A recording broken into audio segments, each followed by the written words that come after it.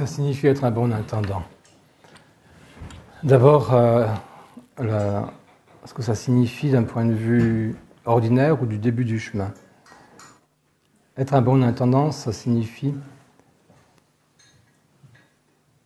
être capable d'assumer sa vie ordinaire par soi-même ou bien avec l'aide de ceux avec lesquels on a un contrat.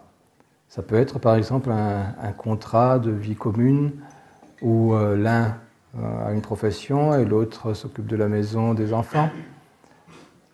En tout cas, être capable d'assumer la vie qu'on mène.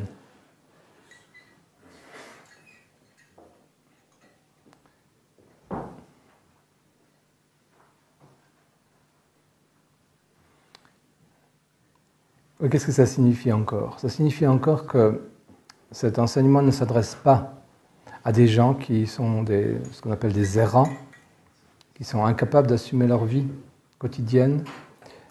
Cet enseignement ne s'adresse pas aux personnes qui sont déséquilibrées mentalement, ou qui n'ont pas assez d'équilibre mentalement, ou qui relèvent d'une période de déséquilibre mental. Il leur faut plus de temps pour peut-être un jour s'intéresser au spirituel de ce point de vue-là. En tout cas, à cette voie. D'autres voies leur sont possibles, mais pas celle-ci. Cet enseignement ne s'adresse pas à des enfants. Cet enseignement s'adresse à des gens qui sont capables d'assumer leur vie ordinaire, mais qui sont insatisfaits de cette vie ordinaire et qui cherchent un élément supérieur. S'ils n'arrivent pas à assumer correctement leur vie ordinaire, ils n'arriveront pas à assumer leur chemin intérieur et leur chemin spirituel.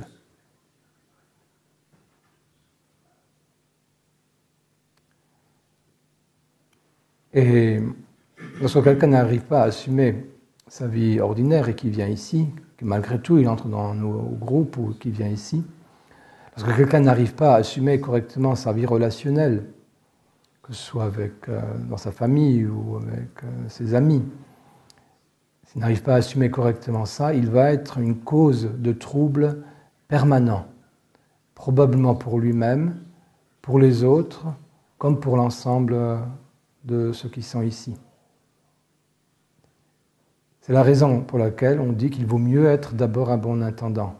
Sinon, on est cause de troubles inutiles, je dis bien de troubles inutiles sur le chemin pour soi et pour les autres.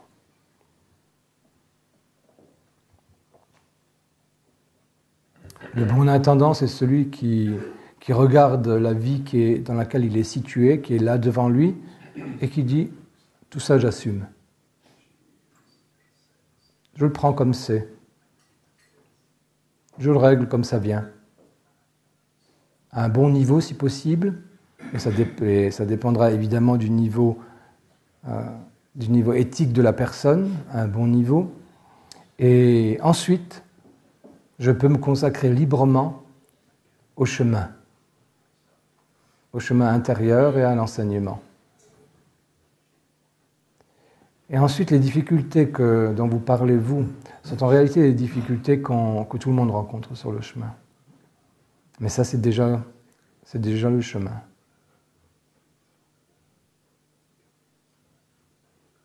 Le bon intendant, c'est celui qui s'assume correctement dans les trois centres. Donc, quelqu'un qui assume sa vie matérielle, quelqu'un qui assume sa vie relationnelle et psychologique et intérieure, au moins jusque-là, et qui assume sa vie intellectuelle, c'est-à-dire sa vie de réflexion, ses propres pensées, ce qu'il est devenu à travers son éducation et ses conditionnements. Tout ça, il l'assume. Et il l'assume sans trop de confusion. S'il y a de la confusion dans sa vie matérielle, désordre dans sa vie matérielle, désordre dans sa vie émotionnelle ou désordre dans sa vie intellectuelle, il n'est pas un bon intendant et cet enseignement ne s'adresse pas à lui. Donc il faut arriver avec un équilibre suffisant. Mais il est vrai qu'un certain nombre de personnes pensent avoir un équilibre suffisant et ne tiennent pas compte de nos remarques. Quand c'est excessif, nous leur demandons de prendre de la distance et un peu de temps de réflexion avant de revenir. Quand ce n'est pas trop excessif, comme c'est le cas pour certains, à ce moment-là, nous espérons que petit à petit, au contact de l'enseignement, et parfois par le fait que nous leur proposons de commencer une psychothérapie quelque part, nous pensons qu'à ce moment-là, ils arrivent à devenir un jour un bon intendant. Voilà à peu près ce que je pense du bon intendant. Mais qui est la base sur laquelle on peut devenir plus qu'un bon intendant. Vous savez, le bon intendant, c'est celui qui remplace le maître tant qu'on n'est pas devenu maître. Et donc le but qu'on doit s'assigner, c'est au moins devenir le maître de soi-même. Et ne plus être soumis ni aux aléas de la vie extérieure. Soumis, ça signifie qu'on ne doit plus les subir. Tout ce qui nous arrive de l'extérieur, nous devons le prendre comme notre destin. Mais on ne doit plus subir sa vie émotionnelle. Sa vie émotionnelle, on doit apprendre ces mécanismes conditionnés et infantiles ou névrotiques pour les dépasser. Et à ce moment-là, on est libre dans sa vie émotionnelle.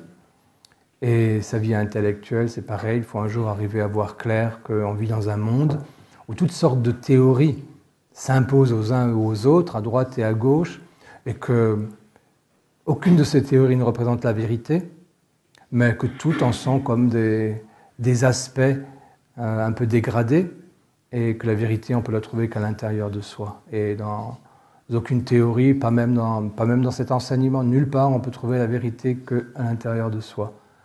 Un enseignement comme celui-ci est un chemin vers la vérité pour celui qui avance.